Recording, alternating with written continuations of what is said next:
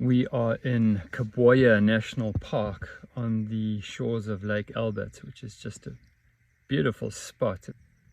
Just looking at probably one of our most underrated bits of kit, and that's our dash cover.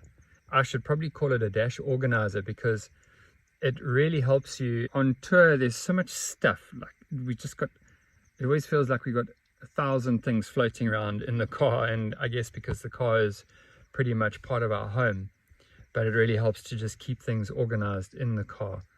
So I thought I'd just give you a rundown of what we've got, because in here are my sunglasses.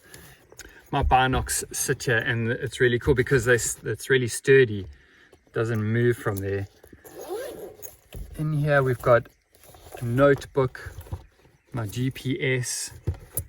We have got, really important, this is our should we call it our negotiating stock. So if we have any unruly law enforcement officers or border officials, and none of us smoke, but we have this to negotiate with. In here we've got our phone, pens. This is our hotspot, so we use another phone as a hotspot. And then in this one, let's see, got KT sunglasses, binocular covers, sunglasses case, hair scrunchie thingy-mabob, obviously not mine.